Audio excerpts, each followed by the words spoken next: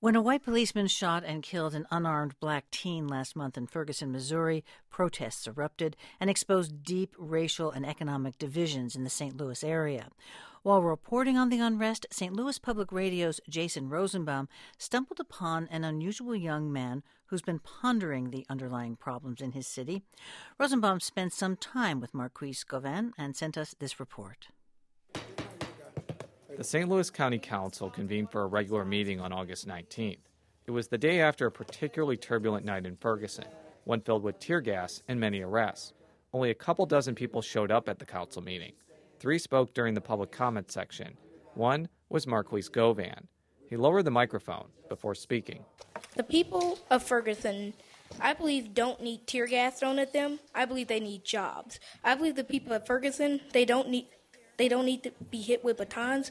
What they need is people to be investing in their businesses. Dressed in freshly pressed slacks, a white shirt and tie, the 11-year-old implored the council and the public to look at the underlying issues: economics, the racial makeup of the police force. You're paying attention to the looting and things like that when the real issues aren't being solved. There's a reason why those people are out there. He spoke with no notes. I couldn't believe it because I've seen adults come before us to speak, and they might have their prepared statement, and they stumble through it because they're nervous.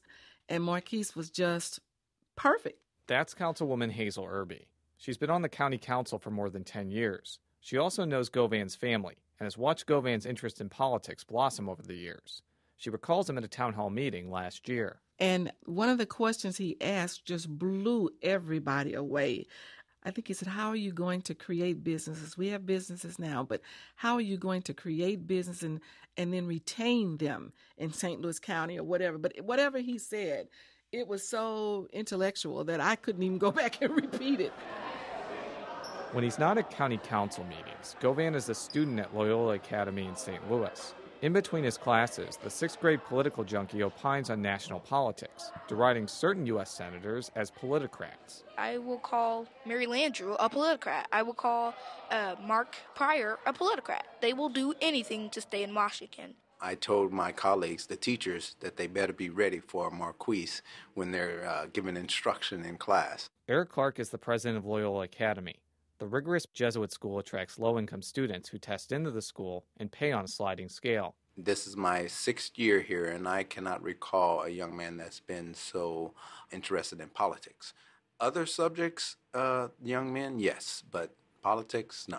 Many Loyola students come from tough backgrounds, as did Govan. My parents, they were not in the conditions, let's say that, to take care of me. They didn't have what they needed to take care of me. As a baby, Govan spent time in foster care. When he was 2, his great-grandmother Jenny Bracey took custody of him. She gave him his first taste of politics by taking him along with her when she went out to vote. By me telling him that and getting him up early in the morning to go to the polls with me, he became very interested because he knew that he had to know these candidates so that I would select the right person. Govan says he first started thinking about politics during the 2008 presidential election. He was 5. Yeah, I really did start at a very young age. My grandmother always had the news on. We always watched funny shows, and everybody was talking about it. And at points, I would stop by political shows like, what in the world are they talking about? And I started getting it. It doesn't matter how many pages you read, it matters how long you read. Govan does possess other interests. He's a soccer fan and played for a while, but his main activity is politics. For now, he wants his classmates to get interested in voting. One day, he may need their votes.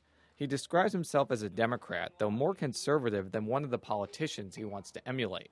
I want to be one of those leaders, like Nancy Pelosi, but sometimes I don't necessarily agree with her politically. I want to be a leader like her, except I want to be this new wing. I want to lead all the conservative Democrats and moderates who are sometimes left out of their party, saying that they're party switchers. They're not party switchers. They're compromisers. And the 11-year-old who reads Barack Obama's memoir in between classes has a bigger dream, at least according to his great-grandmother. He says, I'm getting to be an old lady, and he's going to have to ask God to let me live a little bit longer so that I can see him become the President of the United States. An ambitious goal to be sure, but if Marquis Govan ever takes the oath of office near a city hall or the nation's capital, his political start may be traced back to a tumultuous August evening when he decided to speak up. For NPR News, I'm Jason Rosenbaum.